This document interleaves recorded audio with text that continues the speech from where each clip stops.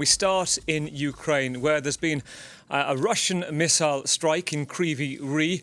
It's an area in the centre of the country. It's said to be the home of President Zelensky. It's an area that hasn't been targeted very often in the past. At least 2 people dead, more than 10 injured. We cross there now to Ukraine and speak to our correspondent in Kramatorsk, Emmanuel Chaz. Emmanuel, bring us up to date with events so far.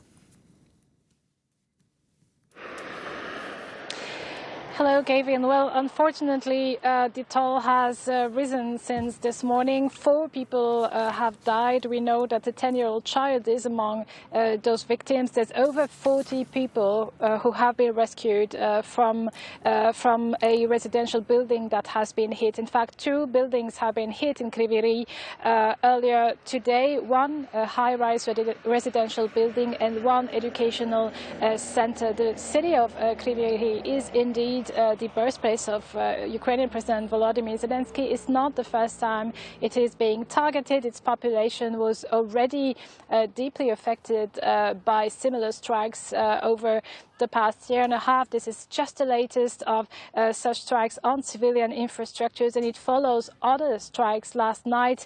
Last night, the city of Kharkiv was hit by S-300 missiles, while in Kherson, Grad rockets were launched and again fell onto residential building, killing 1 person.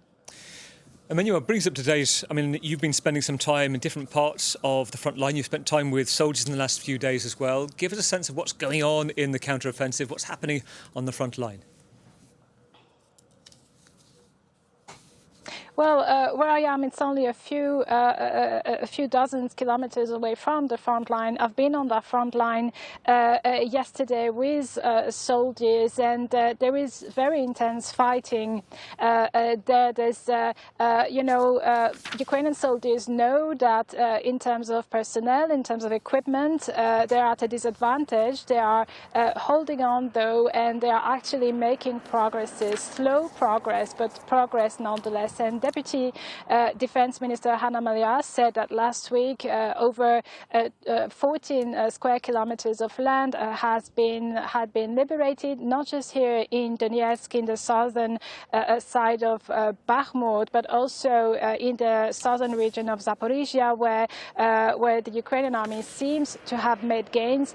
Also noteworthy are those strikes that Ukraine acknowledged having carried against the Shona Bridge. It is the bridge that relies the occupied part of the Kherson region to occupied Crimea, and this is very significant because there's been silence from Moscow on those strikes, but this bridge is no longer usable. It was a bridge that was actually one of the biggest supply routes for the Russian army, so this could prove quite significant for the counteroffensive, for the Ukrainian counteroffensive in the coming days, in the coming weeks, if that bridge remains closed.